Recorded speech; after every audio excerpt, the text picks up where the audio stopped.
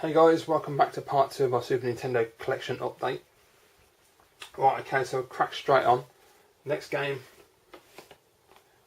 is the awesome Super Mario All-Stars.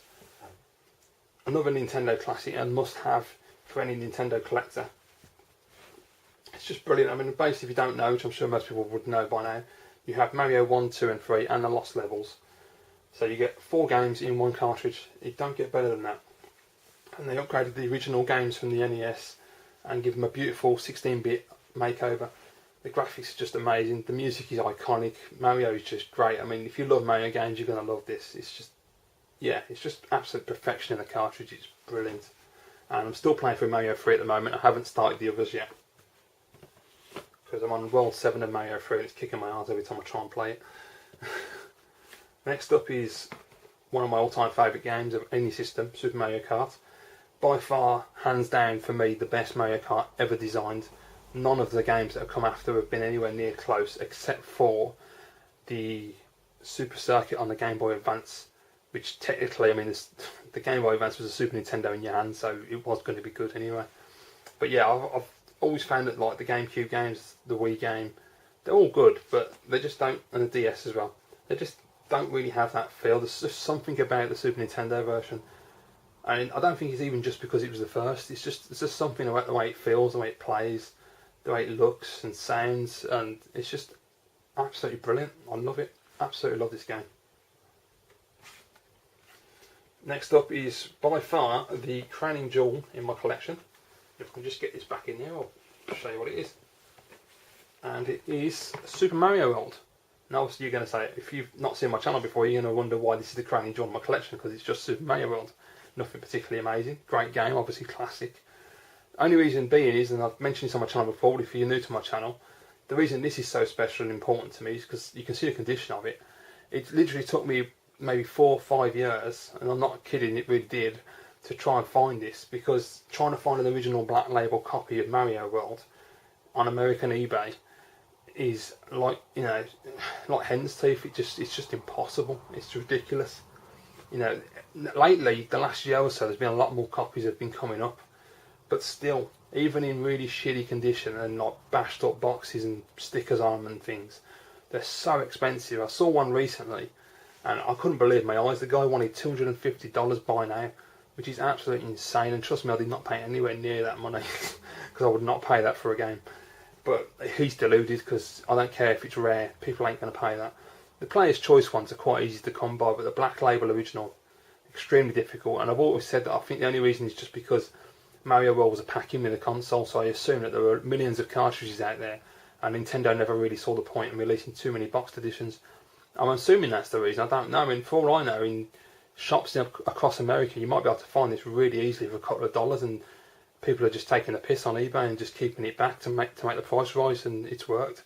So I did pay quite a lot for this game, but nowhere near $250. So, but yeah, I'm really proud to have this in my collection, because it took me 4 to 5 years to track it down. So, really, really great, and the condition is absolutely fantastic all the way through. I mean, as you can see, front, back, the manual, everything is pristine. Okay, next one. The game I only got a couple of days back. My good friend CC10 Gaming helped me get this one from an eBayer in America, because I couldn't get it shipped because they wouldn't ship international. So my good friend CC10 Gaming helped me out and ordered it for me, and absolutely awesome of him to do that. And of course, as you can see, it's Super Metroid, so I've not played it because I've only had it a few days. Literally about, when did it come? It's now Wednesday, and I think it came Saturday, I think it was. So yeah, I mean, that's fair enough. It's pretty long enough to play it, but I've been playing other stuff as well, so I need to sit down and have a good play of this, because I've heard so much about it, and so many people on YouTube have recommended that I play this game and that it's an essential play. So I'm really looking forward to trying it out. I'm just really grateful to have it in the collection finally, because it's another one, like all of the main all the main games that are associated with Super Nintendo, like Metroid and Mario and that, they command a price. Castlevania 4 as well. And you know, you have to really research on eBay a lot. You have to constantly go on there and check and check and check, because some people are just insanely crazy with their prices, and they just make them up. They're just guessing. They don't know what the game's worth. And most of the time the games aren't worth these inflated prices, but unfortunately it gets to the point where you have to pay it because you can't have the game otherwise. And I got this for the bargain price of £25, which I'm not entirely certain dollars wise at the moment. I'd say that's probably, oh god, how much is 25 quid? That's got to be around about what, 45 bucks, something like that. It's got to be about $45 I think. I'm not too sure. It's about 61 pence to the dollar at the moment. So yeah, I mean, I'm really looking forward to getting stuck into this, but it's going to be a game where when I've played all the others, I can just sit down and play this solidly and really absorb it. Next up, if you're a person who watches my channel regularly, you'll know what this is. This is a very special game for me. It's Star Fox. I'm a massive Star Fox fan. The series is great, except for the GameCube games. They don't count. But yeah, Star Fox 64, superb games. And Star Fox 64 is about to be released in 3D on the 3DS, which only a couple of weeks away, and I just can't wait. I'm really excited to play that. I unfortunately can't play it in 3D because it will screw my eyes up, but at least it's graphically enhanced, and that's the main thing. And just to have it on the handheld, awesome. Yeah, I mean, if you've never played Star Fox and you like a shoot 'em up, you have to play this. It's just classic.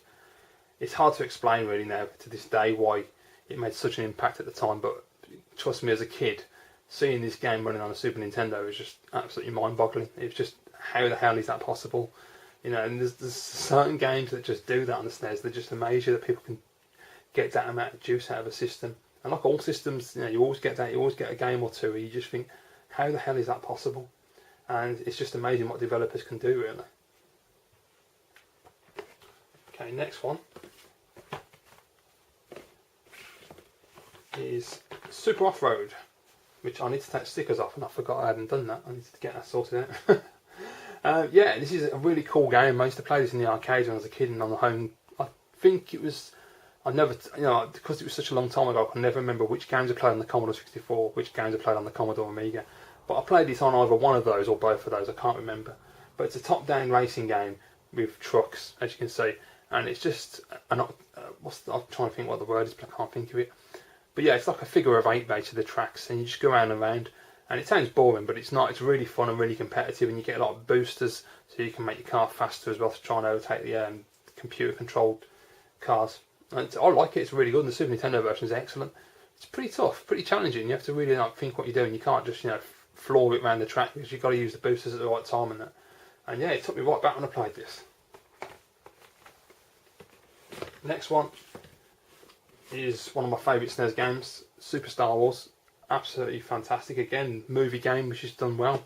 Super Nintendo seem to do really well doing the movie games. This one is excellent. I mean, the graphics to this day is absolutely beautiful looking game. I love the rendition of the music from Star Wars. I'm not a Star Wars fan in the slightest. I can't stand the films. But yeah, I think they did a really nice job of reproducing the music on this console. And the level design's excellent. So you get to about level 4 and it gets really tough, but it's just great. Even the is it Land Speeder? I assume that's right. As I say, I'm not a fan, so apologies if I got that wrong. But yeah, that was a really cool level, the second level. Brilliant game. Next up is Super Empire Strikes Back. Great game. Not as good as Super Star Wars for me personally, because it's just too hard. The problem I found in the trilogy in general, you've got Super Empire Strikes Back, and you've got Super Return of the Jedi. And I found that both of these games, when I've tried to play them, they're just too difficult. They just absolutely kick your ass. They're really hard.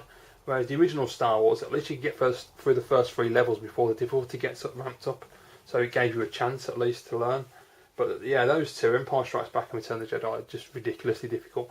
But all 3 games are extremely solidly constructed, and they've got awesome graphics and awesome sound effects and music. So definitely play all 3 of them and see how you get on. Because some people don't find Jedi and Empire that difficult. I know Drexus AC, I can't remember which one he played, if it was Empire or Jedi, but he made it look bloody easy, and I found it really hard. So, you know, it's all about level of skill, isn't it, with different games? I mean, you know, some games I can be better than other people, and other games people are better than me. So, but you know, at the end of the day, it's not about that. It's about the amount of fun you get out of a game.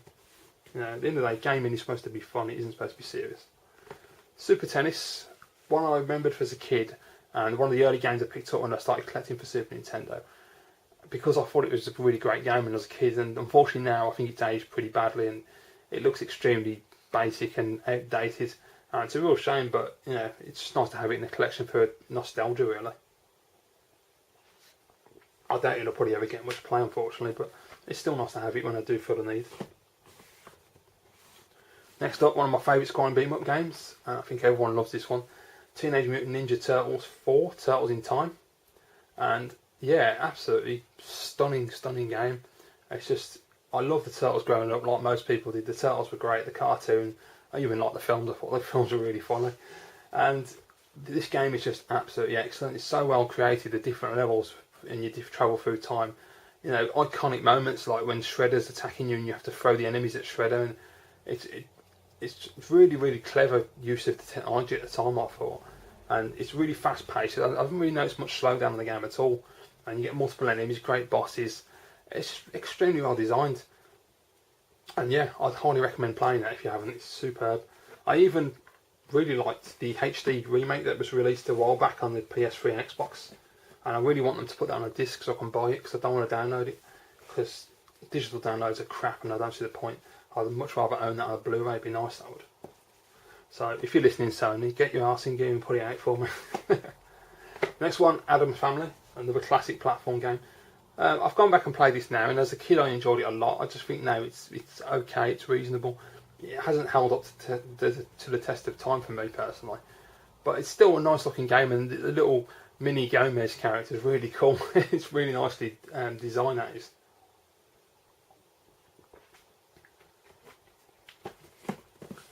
Next we have the sequel. Well, I assume it's the sequel because I know there's 3 games and I'm never too sure which order they came in, but I think this is the sequel. And it's called Pugsley's Scavenger Hunt. Absolutely stunning looking game. Really nice graphics on this. But another game where it's just so damn hard. It's extremely unforgiving and I just can't get very far on it at all. It's very difficult. But still, it's, you know, it's worth trying. It's not a bad game, it's just a difficult game. If you've got the patience, definitely give it a try. Next up we've got Disney's Jungle Book. Really nice game. I want to get the Genesis version to compare because, you know, with games like the Disney games, they seem to be better on the Genesis, but I want to try it out and see what it's like, compare it. Because the Super Nintendo version is a really nice looking game and it's a nice little platformer.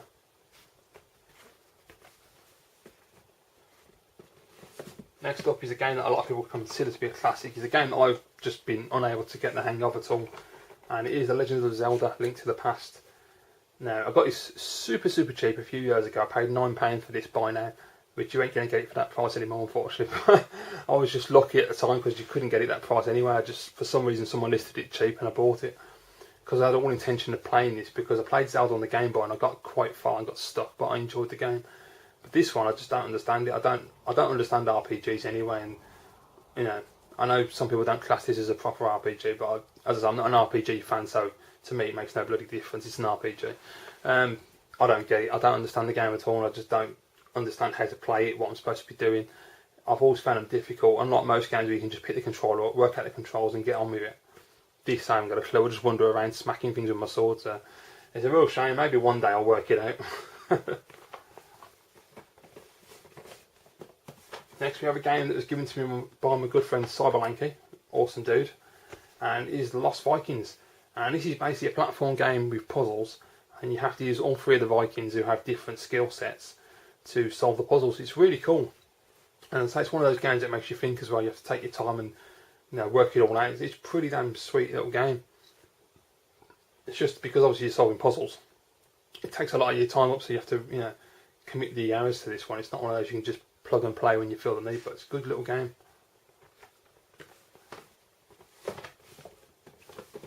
Next up is a classic platform game, The Magical Quest starring Mickey Mouse. Absolutely beautiful looking game, really nice. Awesome audio as well. Another Capcom classic, really solid platformer.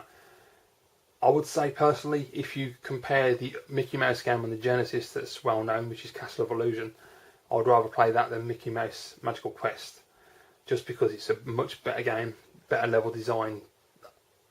I don't want to say the graphics are better, because I think both games have got exceptionally excellent graphics for the systems, for what they're capable of.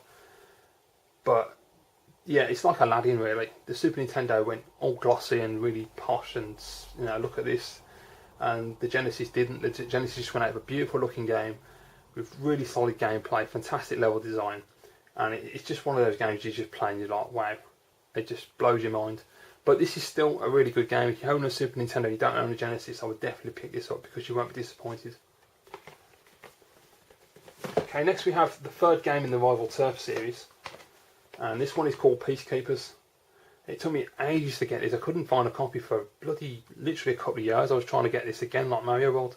I just couldn't find a complete copy anywhere, and it was really frustrating because I was getting to the point where I didn't think I was ever going to get a copy of it. And this copy appeared on American eBay, and again my good friend CC10 Gaming helped me out because the seller wouldn't ship outside of the US. I paid the money to CC10 Gaming and he went and bought it for me and shipped it over to me, so I'm eternally grateful because I completed my trilogy and I really wanted this game a lot. So yeah, as I say, when I had the Japanese version years ago, I always thought this was the best of the 3 games, but it isn't. I think number 2, Brawl Brothers, is much better. Obviously from a Western standpoint, Brawl Brothers is probably the worst because you can't get anywhere on it, but it's, you know, graphically and everything, the second one's definitely better, but it's still a cracking little game. Next one is a game called the Super Aquatic Games, starring the Aquabats. Obviously that must be James Pond there. Not had a chance to play this yet. I mean, as I say, I've got a big pile of shame and I really need to play this, so I'm not entirely certain what this game's about. Obviously it's a sports game of some kind, but yeah, I just thought it looked really interesting, so I thought I'd pick it up. And once I've tried it out, you know, in a future video I'll be able to give you more of an idea of what it's all about and whether I like it or not. Next one, another movie game, The Terminator. Terrible game, absolutely chronic. The Sega Genesis version is far superior, much more faithful to the film. This one is just a bit of a mess of a game. The graphics are crap, the audio isn't that good, the level design's boring. Yeah, it's pretty terrible. So you're thinking, well, why have you bought it? Well, just because I wanted to give it another shot and I just wanted it in the collection because it's one of those really strange little games and I wanted to see if I get further and see if it gets any better. But yeah, so far I've not been very impressed with this one.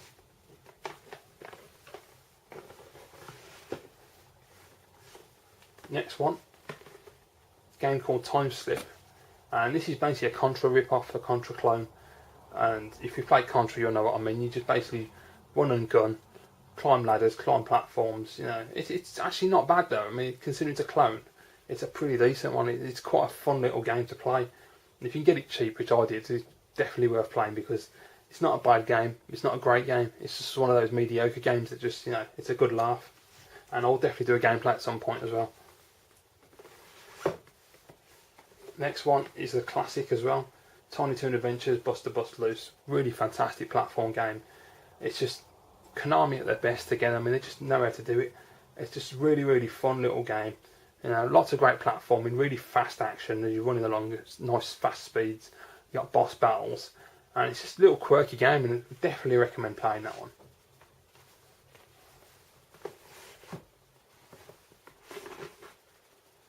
Okay, next one is Toddlers, which is a game I've not played yet, another one on the shame list. And I don't know, I don't think I ever played this on the computer. I'm sure it's on the Amiga or something back in the day. I can't remember. I think it might have been. But anyway, I haven't played it, so I don't know.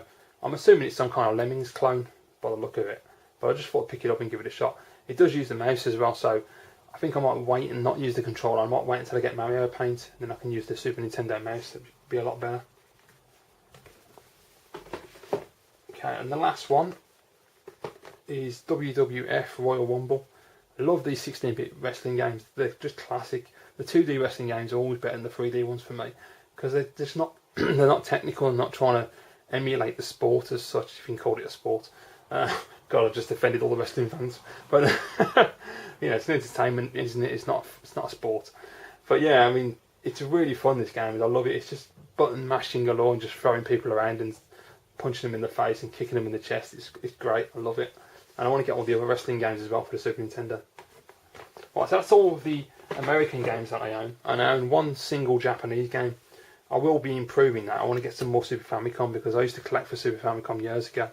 And I miss all those games. But I just want to get the Japanese exclusives, or I want to get Japanese versions of games that I can't afford on American because they're just too expensive and they're cheaper in Japan. And I got very lucky a few months back and I got this for a dirt cheap price.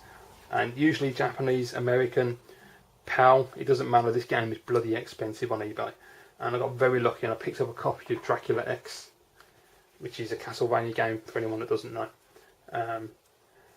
Yeah, absolutely amazing. I picked it up for like £30, which is super cheap. I couldn't believe it when I saw it. direct from Japan, in great shape. I mean, it's got a few marks there and there, but quite honestly, for the price, I ain't going to complain about that at all. And there is a gameplay on my channel as well, and it's just an absolutely stunning game. As I said earlier, Castlevania 4 is more my kind of thing because you can manipulate the whip more and you've got a lot more options. But Dracula X is just an absolutely beautiful looking game. The music is like every Castlevania game. It's got an absolutely stunning soundtrack, and it's, if you can get a copy, it's well worth playing. If you can get a box copy, I mean, absolutely brilliant. But I mean, I think generally, unless you're extremely lucky like I was, you're going to end up having to get a loose cart because even those are expensive compared to the box copies. But yeah, this just pisses me off actually that they charge so much for certain games just because of the reputation that a game has. It's silly. I don't think it's acceptable at all, because at the end of the day, all it does, it just stops gamers from playing these games and experiencing them, and it just makes you have to use an emulator, which is no good because it's not as good as using the real game and the real console with the controller.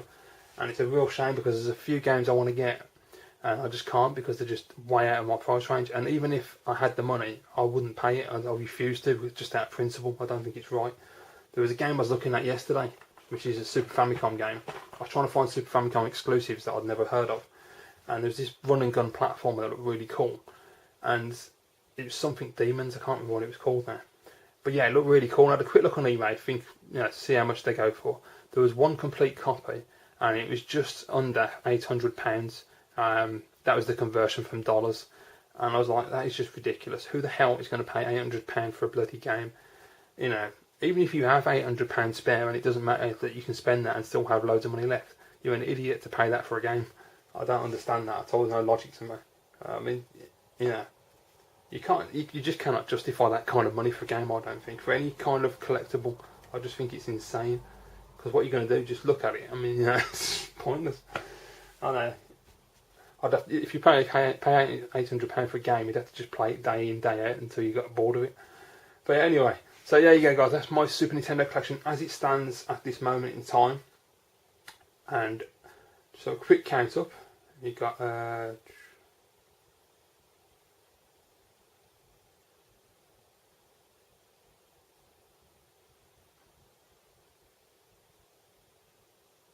I've got 62 American games and the one single Japanese Super Famicom game, Dracula X.